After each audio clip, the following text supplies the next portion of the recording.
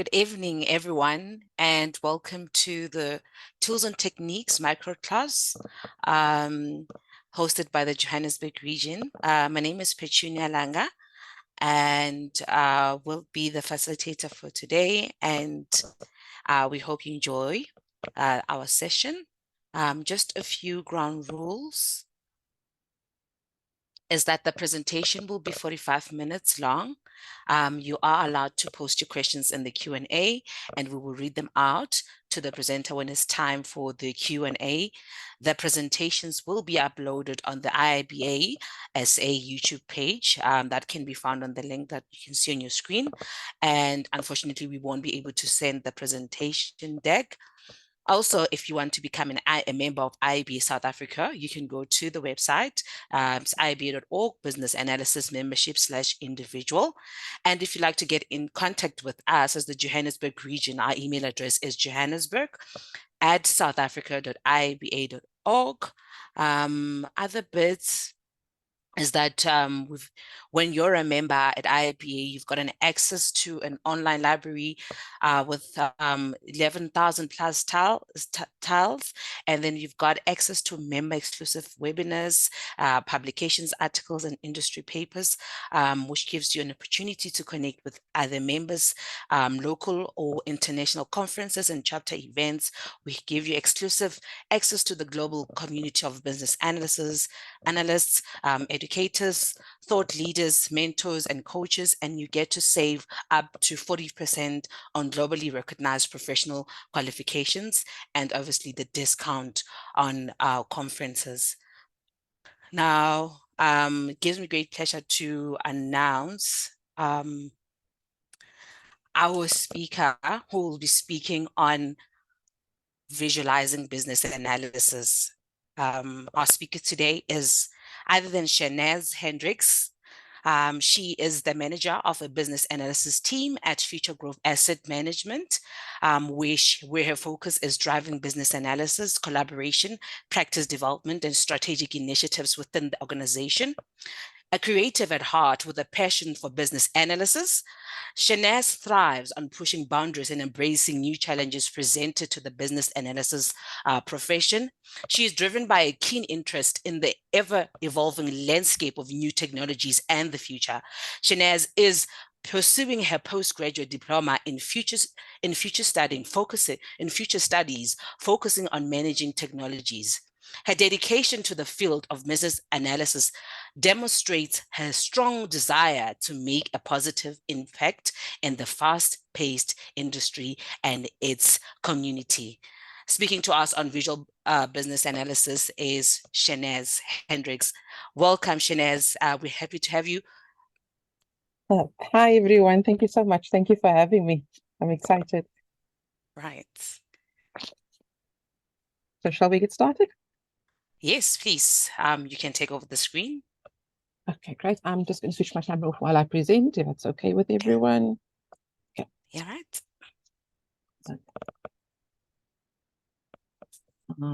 Just 1 second.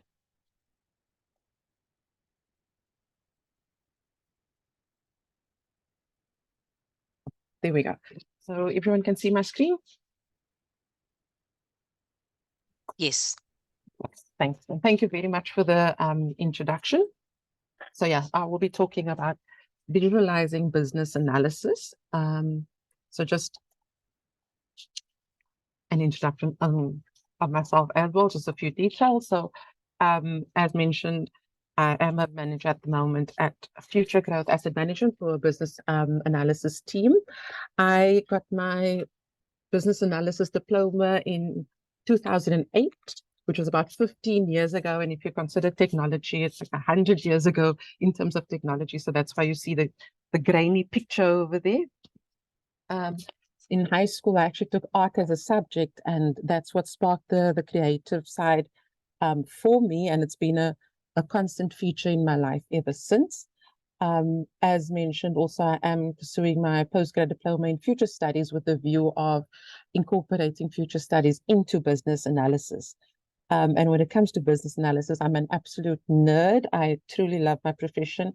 And it's a part of me. It's not just something I do when I come to work, which drives my family insane. So that's just a small bit about me. So in terms of visualizing business analysis and why over here. So looking at the challenges that we are faced at the moment in terms of our artifacts and documents that we produce, there's two broad camps. One is the creation of large business requirement specs, which are usually about a few hundred pages long, depending on how big your project is. And while some of them may contain diagrams, it can be very challenging to work through pages and pages of information. And then to add to that, once the documents are created, they're very rarely used again, and they end up in a folder somewhere on a network drive, in a little black hole. Then as things progress and we find ourselves now in this agile world, we're now having to manage user stories, which, but the sentiment behind it, there's a smaller piece of requirements that you have to deal with, but what that does give you now is hundreds of user stories that you need to work through in order to progress your project, and the view of we don't need documents. So from a business perspective, it can be very difficult to understand how these different stories talk to each other, how they fit together, and what they actually mean from a holistic point of view.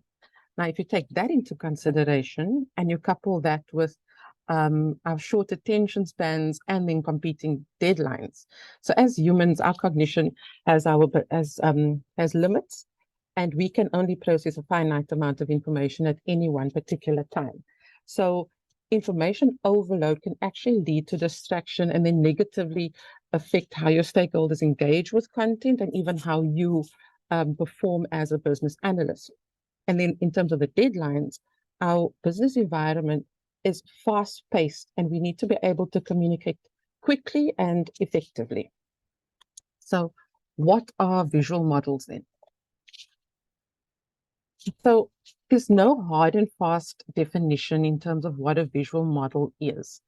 They present themselves as graphical representations of data and information, and the aim of it is to provide a clear and concise understanding of complex business problems, requirements, and solutions. And they can take various forms. They can be charts, graphs, dashboards.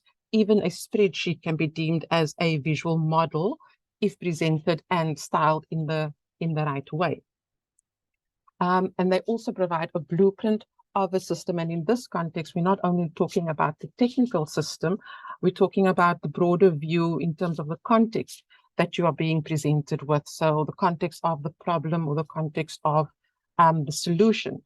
And a model may be structural in that it emphasizes the organization of that system, or it can be behavioral where it emphasizes the relationships within the system.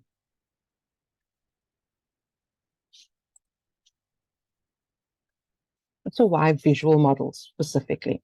So visual models organize and present large quantities of information, and they help you identify missing information. They translate all of this into visual formats that business analysts can use to communicate findings, patterns, and relationships more intuitively to enable informed decision-making, problem-solving, and strategy development. So with that said, it helps to visualize a system as it is or as you want it to be. It permits us to specify that structure and the behavior of that system.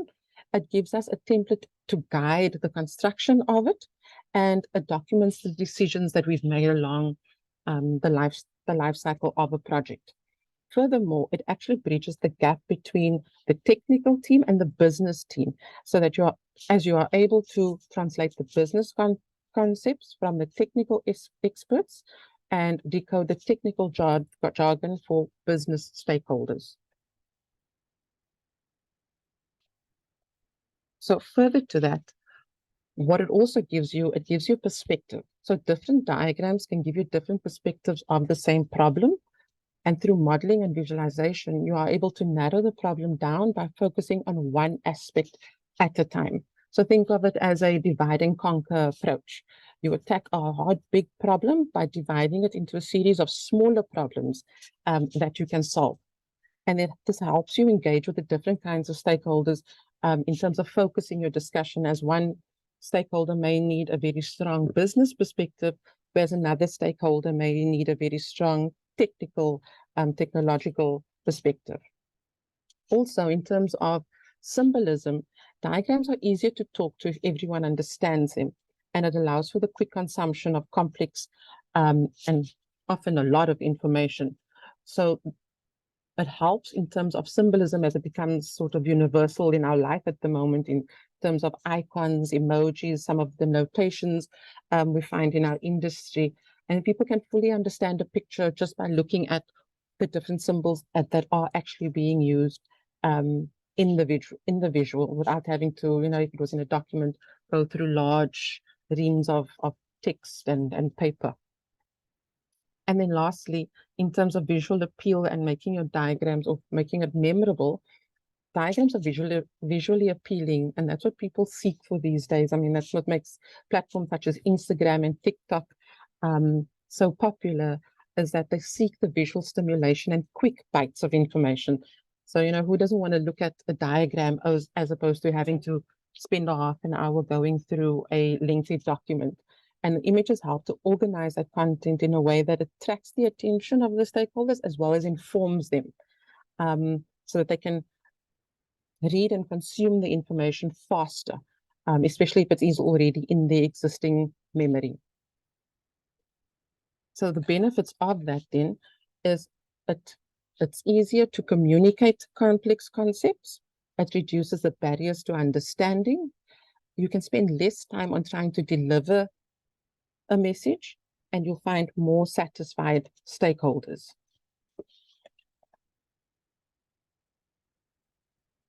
So when to use models? So visual models should be employed in business analysis when the complexity of the data and the process demand a clear and concise representation for better comprehension and decision making. Models serve as a powerful tool for simplifying the intricate concepts, relationships, and workflows. So visualization can include anything from numerical data, process descriptions, hierarchical information, systems descriptions. So it can incorporate a wide array of things, which leads me to the point of models can be used at any time. There are no hard and fast rules for when to use visuals. They can be employed whenever the need arises to enhance understanding, collaboration, and decision-making. So which models to use? The business analysis palette is very, very wide when it comes to visuals. I mean, the BABOK has countless pages of different models that can be referenced.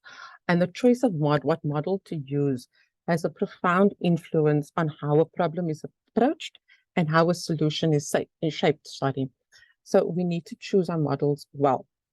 The right models will illuminate the complexity of problems, offering you insight that you wouldn't have gained in any other way. However, the wrong model can also mislead you, causing you to focus on irrelevant issues. And sometimes a model doesn't have to be a big, complex initiative. It can be a quick and simple drawing. You can just quickly write it on a piece of paper, or if you need to get into the detail and get down and dirty, you can go and represent each and every single aspect of that detail. The best kind of visuals are those that let you choose that degree of detail depending on who needs to view it and what it is that they need to see. So again, from different perspectives, a stakeholder or an end user, for example, will want to focus on issues of what, whereas a developer will want to focus on issues of how. And both of these stakeholders will want a visual of a system at different levels of detail at different times. So no single visual will also be sufficient. It means that you have to build models and study them separately, but they are interrelated. And it's that interrelatedness that provides the richness in how we communicate as business analysts. So you can liken it to a building, for example. So you can study the electrical plans in isolation. However, you can also see it in terms of the mapping of the floor and where those different interactions need to go in the walls and the pipes and so on and so forth.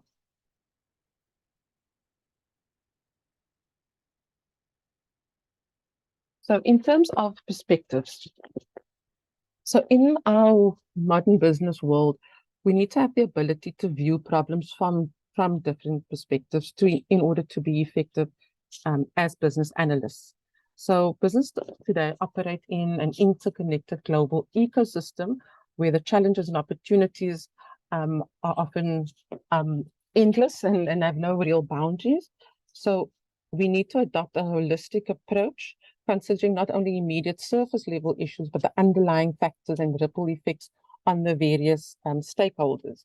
And by embracing a multidimensional perspective, we can uncover innovative solutions, mitigate risks, and drive sustainable success in our ever-evolving world. So in terms of perspectives, there are 6 perspectives that I consider as being important when analyzing a problem and finding a solution. The first one being the problem perspective, and that involves getting a comprehensive understanding of the challenges and issues that a business faces. We all too often dive into solution mode without truly understanding the problem that we're wanting to address. I think it's inherent in us as business analysts to just want to solve the world's problems. But it is crucial to have a clear comprehension of the problems at hand and to allow ourselves the time to identify the opportunities for improvement, to formulate effective solutions and the right solutions.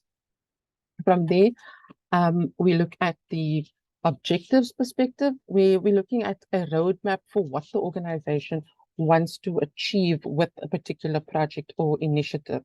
And this comes down to setting clear scope and objectives to ensure that the efforts are aligned in the right direction, and also to increase the likelihood of project success. So it's basically focusing on the right things for the particular project. From there, we move into the people space, and that is about understanding the stakeholders and their interests and what they need for a particular project so that they can be supported and they actually are satisfied with the end result of a project or change initiative.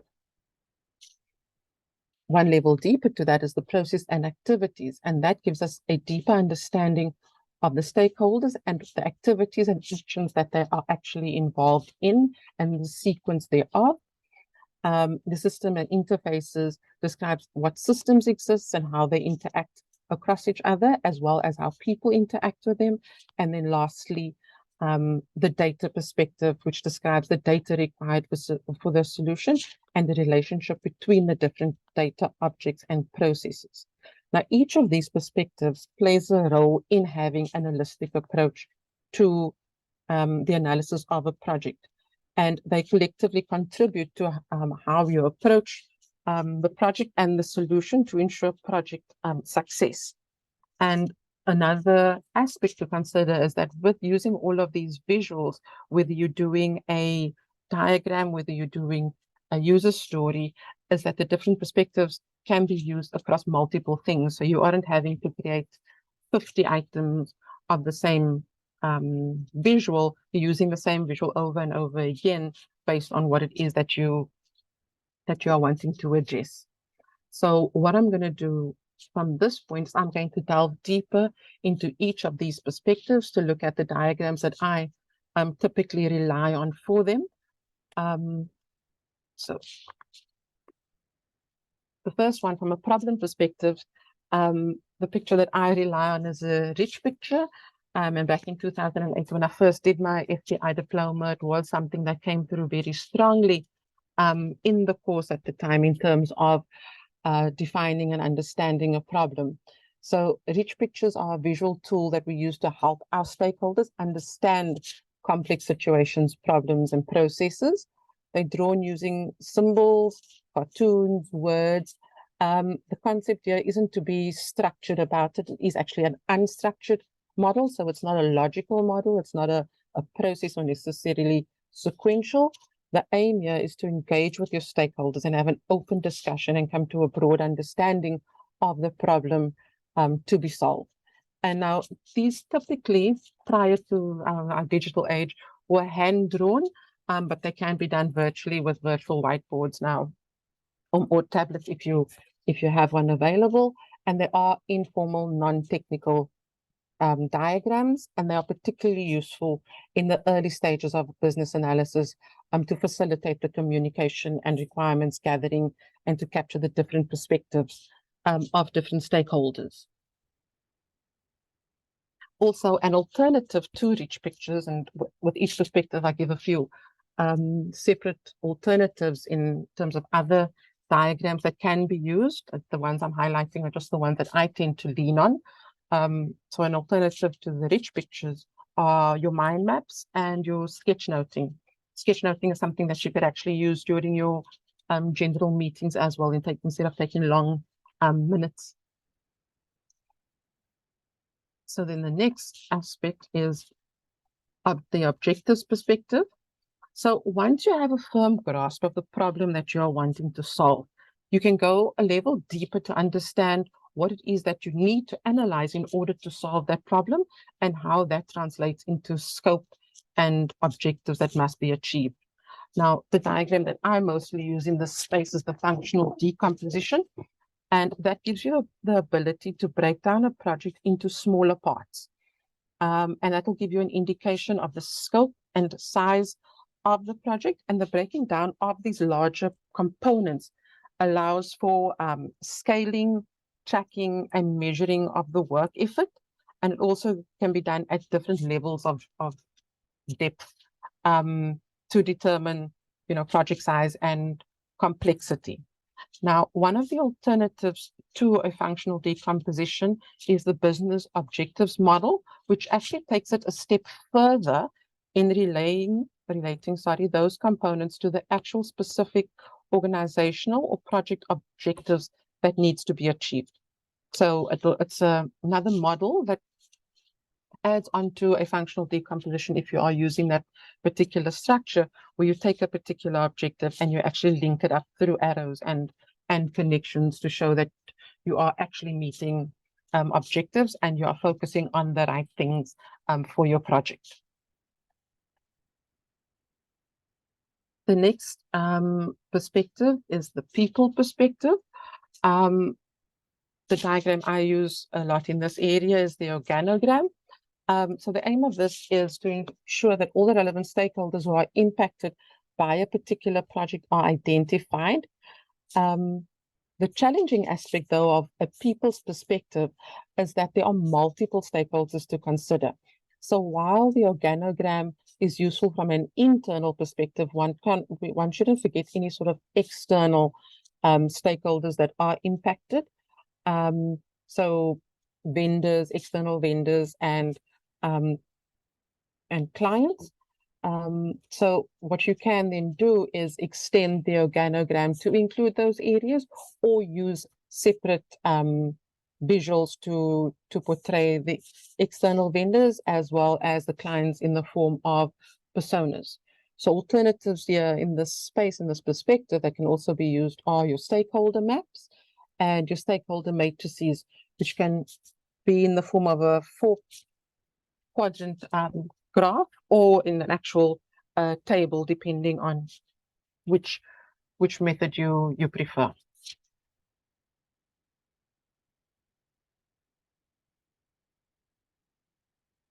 Following that, and then again, going a level deeper into the analysis, I use the context diagram, and that depicts the system that you are trying to unpack and do analysis on, and it focuses on the various aspects around that system. And it looks at the external entities that interact with the system, and that could be other systems, it could be customers, databases, business units, and it shows the flow of interaction between those, the different entities. So it's very, very useful in gaining a high-level understanding of the system and the relationships with the external entities, and also understanding inputs and outputs for that particular system. An alternative to the context diagram is an ecosystem map. and a use case diagram, which comes from the sort of UML methodologies, and then wireframes and the systems interaction diagrams. So the context diagram is a conceptual view of all of these entities, with the wireframe that focuses specifically on what your user interface would look like. So if your project is based on a website, for example, or anything that requires a system screen to be designed, then a wireframe would be best placed within this particular perspective.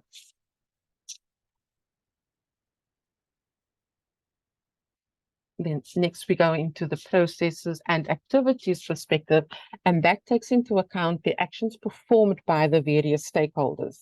And this includes your internal, external stakeholders, as well as clients. So this is taking your organogram, as it were, a level deeper in terms of the people that you have identified now. What is it that they are actually doing in this project? So the business process map provides a standardized graphical model to illustrate this, and it is the basis for process analysis. So commonly it uses swim lanes to indicate who the stakeholders are who are involved in the process, and then it sets out the different tasks that they perform within each of those swim lanes. And it sets those tasks in a sequential flow so that you can understand what the process and workflow actually is. Now, process models can be used to define the current state of a process, which most business analysts fondly refer to as the as-is model. And then it can be further enhanced to depict the future state of a process, which we'd call the to-be process. In the space of business process diagramming, there are different notations that you can lean on, BPMN and UML being two of those. A personal preference of mine is BPMN, as it gives you a richer palette to work with in terms of the symbols that the notation employs. However, something to bear in mind with that is that for your business stakeholders, there is an initial learning curve for them to work through before you get to that common understanding. But once they do also sort of meet you at that point, it becomes a lot easier for them to understand how the processes actually flow.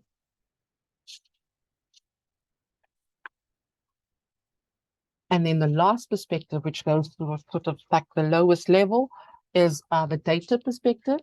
And here a key item that I use is the data flow diagram. And the aim here is to understand the data that will be needed for that given project or solution. And this typically follows from the context diagram and goes a level deeper.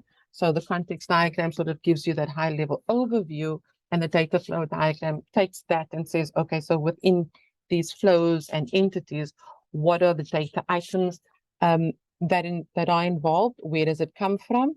What are the activities or processes that actually transforms or enriches that data?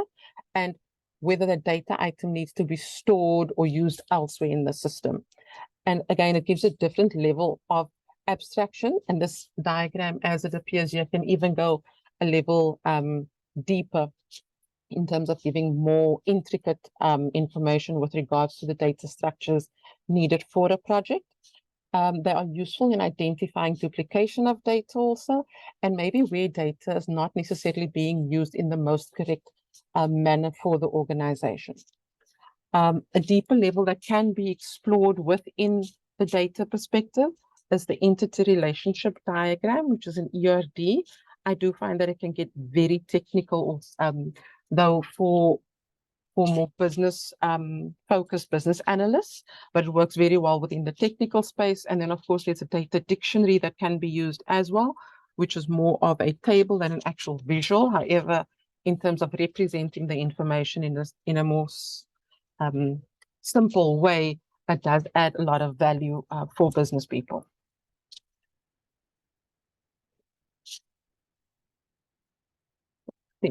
So creativity for clarity. So it's all good and well that we are crafting great visuals for these different perspectives. However, a badly constructed image or diagram can be very easily misleading, and it can even be worse than having had, for instance, a 100-page document, in that it can be difficult to consume if it's not structured in the appropriate way. So treat diagrams with a sense of creativity, make them exciting, visually appealing, stimulating, and don't be afraid to try something new with color or the tools that you have in terms of structuring them in a way that is easily consumed. You can use icons, color, and pictures to help drive the message across. So, and also be mindful of images being blurry. So not like my initial photo in my presentation. Try and make sure they are high fidelity. Otherwise, the stakeholders won't be able to see them clearly, and it wouldn't be able to be displayed in the best way. Also, people are drawn to inspiring, and thoughtful design. So make your models elegant and combine style and substance. So with that, you can take the sort of messy one that you would do initially when you're still trying to figure out what your diagram looks like, and you can translate that into something that is more clear in terms of not having your lines crossed and all muddled up. And then you can take that a step further, as I mentioned, by adding color. So use color to enrich the visual and the message that you are trying to communicate. And if you are like me and you get consumed by color and spend hours looking for the right color palette, a good place to lean on here is your organization color palette and the branding colors that they actually use. So that way you don't have to think about what colors to use when, and it'll actually be on brand, which will meet your stakeholders also in a different way in terms of representing the organization. Then also, if you are using color, make sure to include an indication of what the different colors means for people. Otherwise, they might not actually understand the purpose of it. And then to take it a step further, you can include icons that enrich the diagrams and make them even easier to consume. In that same breath, you don't necessarily have to come up with your own icons or your own symbols. You can, as I mentioned, lean on notations that are out there already, so such as BPMN, which is the one I'm displaying over here, or you can create your own library if that is what you're wanting to do, as long as it's consistent and everyone can understand it.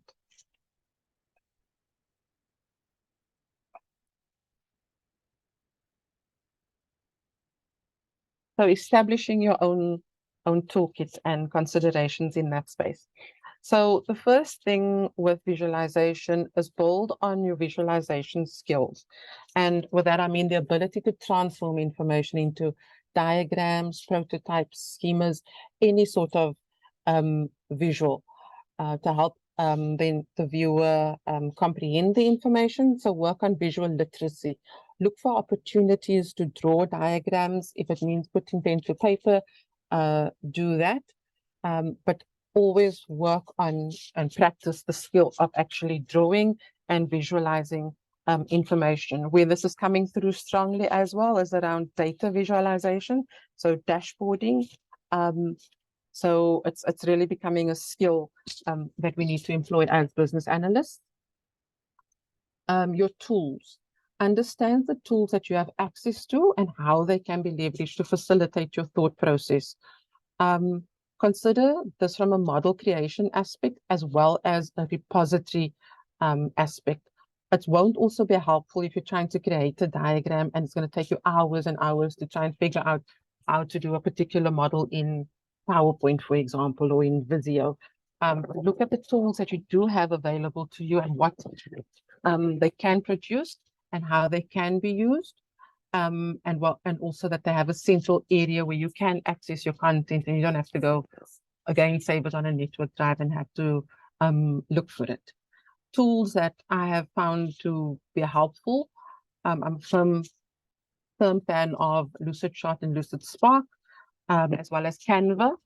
And then, of course, there's Miro, there's Visio, there's Balsamiq for your wireframes, and then there's Iowa, which can also be used for a bit of project planning. Then further to that, look at templates. So understand the visuals and the models that you want to include when communicating your requirements. So just as you have a common language for blueprints in the construction industry or common language in electrical engineering, develop a common language for your organization for your visual models. So you can create a set of binding visuals for each of the perspectives. So those are the ones that you will lean on first to try and communicate with the organization. And by using it more, stakeholders also get used to seeing them, and the expectation develops with regards to those models. And then you apply that to all of your projects.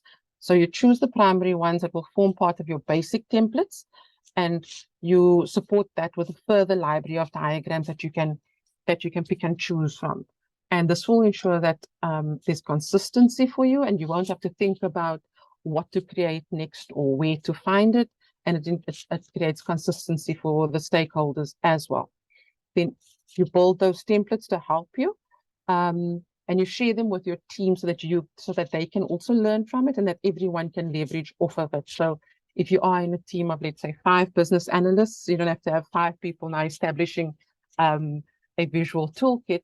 Co-create what your toolkit and your templates would look like so that everyone can benefit from it and everyone puts through a consistent view of requirements.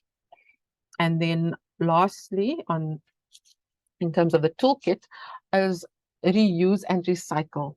So diagrams are easier to keep up to date in terms of just having to move a few objects around here and there instead of trying to go through documents or stories that you need to update. So any diagrams that you've previously created, find a repository for those diagrams so that you can reuse them. Initially, if you don't have a repository, it can be a bit overwhelming and time-consuming to create those library of visuals. But once they are there, they'll make your analysis easier further down the line because you'll have a reference point to start off from for your analysis without having to go spend a few weeks to figure out what is happening. And you'll just be able to enhance those diagrams for the project that you are currently busy with. So in the long run, it makes things a little bit easier. So in closing also, play to your strengths. Not everyone necessarily wants to do a cartoon drawing or use stick figures.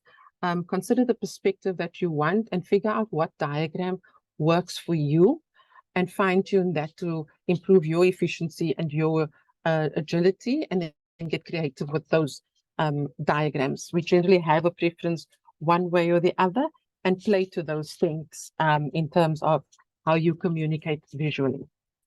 And that is me. Thank you.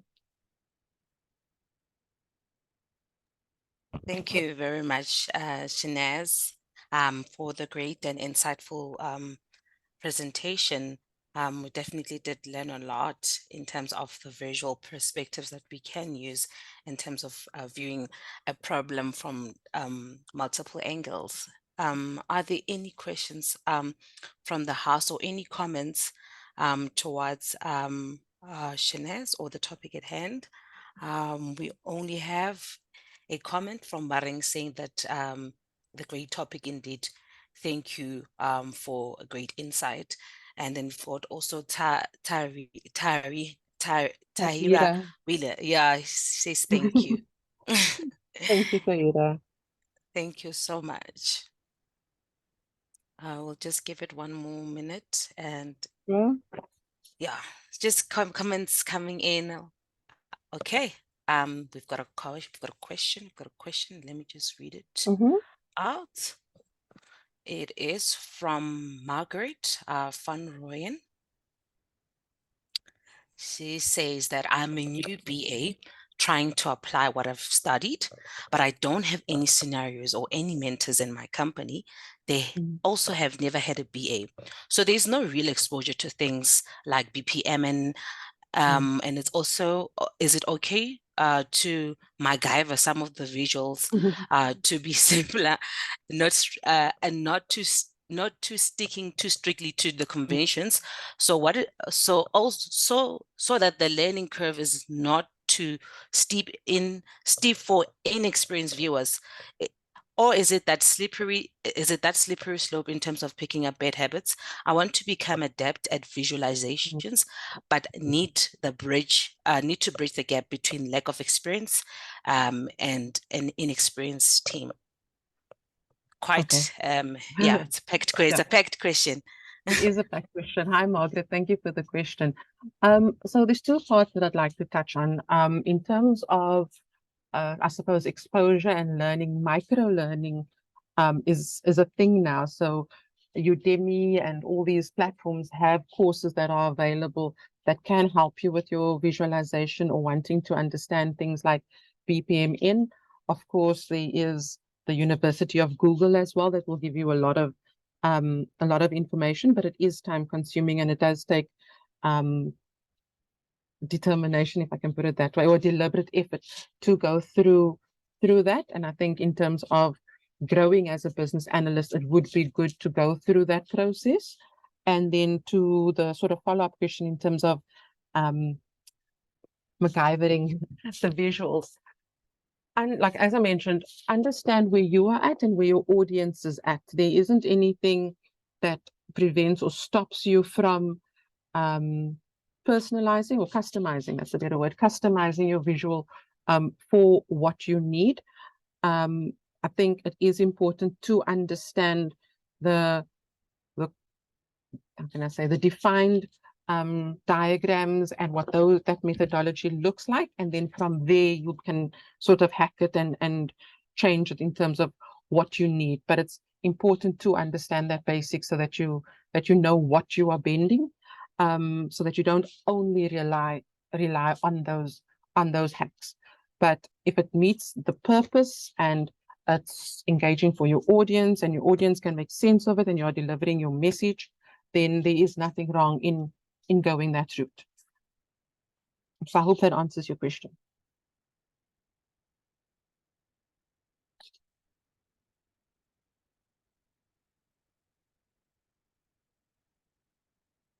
Okay.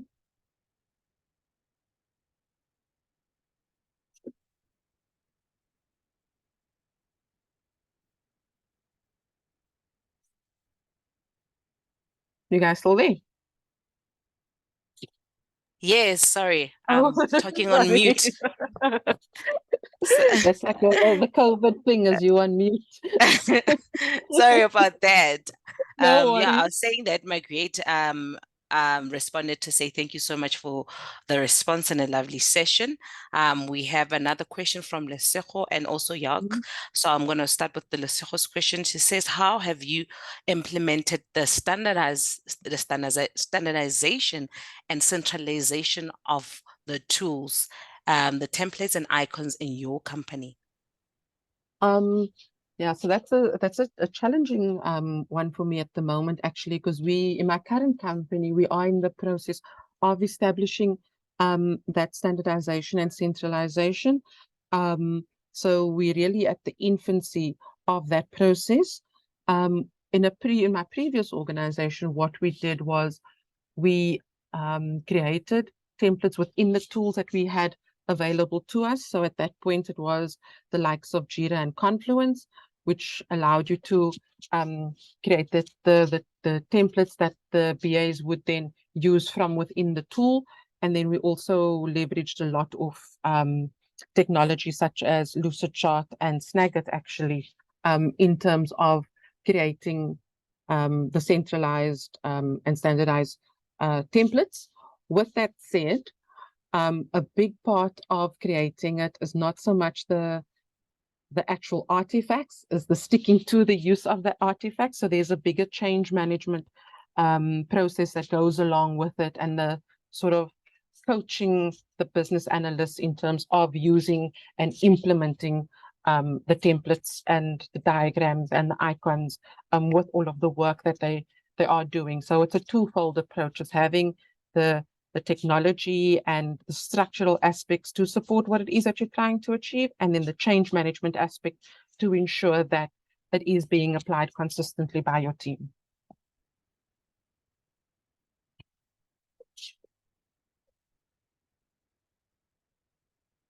Thank you very much for that, Shanaz.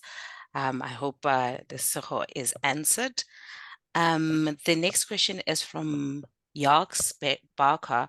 He asks if his question is, are there any AI tools available that can simplify the visualization and modeling of the business problem within a specific context?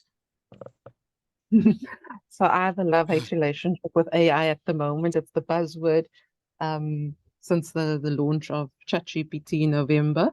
So I've actually been on the lookout for that tool. I haven't seen anything specific as yet. What I have picked up is apparently ChatGPT 4 has now launched recently.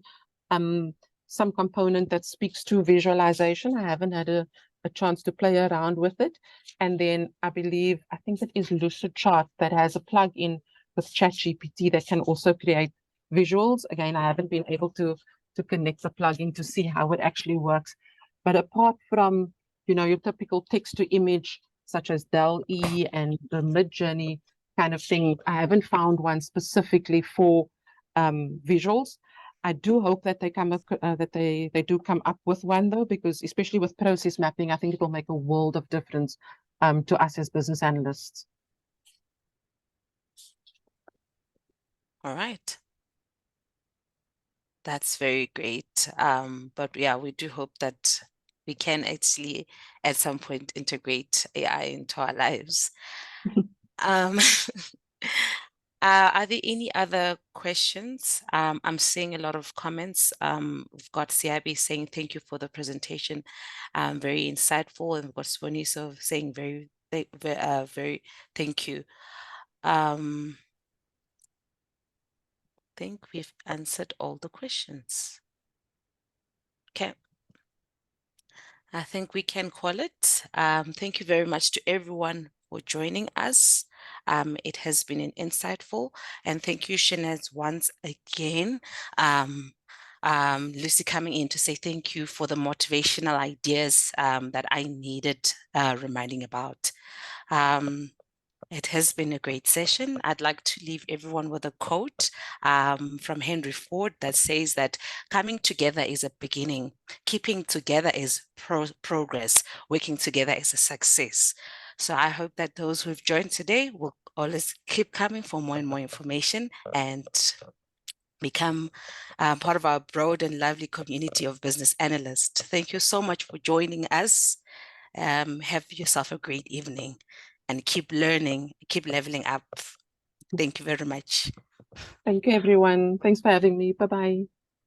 Thank you so much for coming.